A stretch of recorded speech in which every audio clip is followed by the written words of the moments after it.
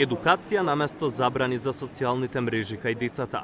Родителите да се посветат повеќе на воспитниот процес и да бидат внимателни кога споделуваат фотографии и видеа од своите најмили, бидејќи од другата страна на екранот во секој момент демнеат над 700.000 педофили. Па јас сум за оној пристап на воспитување на децата за одговорно и за безбедно користење на социјалните мрежи.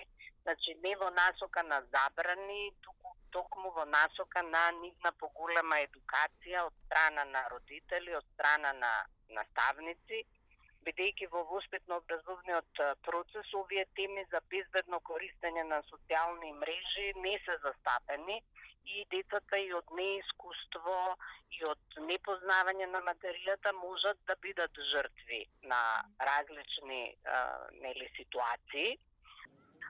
Децата имаат потреба да бидат видени и прифатени од своето обкружување, па токму затоа од најголема важност е родителите редовно да разговараат со нив. Па да, многу е важно да се зборува со децата, да им се објасни токму ова што вие го велите, бидејќи на возраста соодветствува таа потреба да бидам прифатен, потреба да добијам лајкови, потреба да направам нешто на што сите ќе се восхитуваат. И сега таа потреба TikTok нуди можност за брзо и лесно задоволување на таа потреба.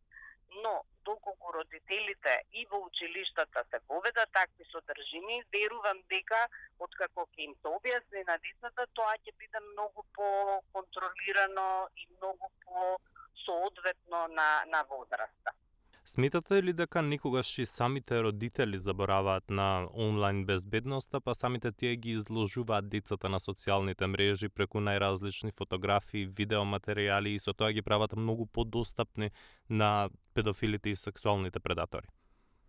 Па, видете, јас верувам дека нашите родители, значи воопшто и граѓаните, се многу малку информирани баш за безбедно користење на социјалните мрежи и самите родители си ги постираат децата со фотографии, па ги местат да позираат и така натаму. Може би не секогаш свесни за опасностите што тоа ги нуди. Тоа е феноменот на шерентинг, каде што самите родители споделуваат фотографии на своите деца, со што секако сега ги изложуваат и на известен степен на небезбедност.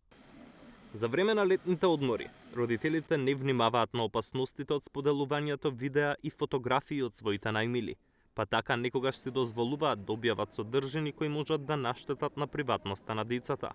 Токму затоа, неопходно е и родителите да бидат добро информирани за сите закани, но и начините за нивно спротивставување.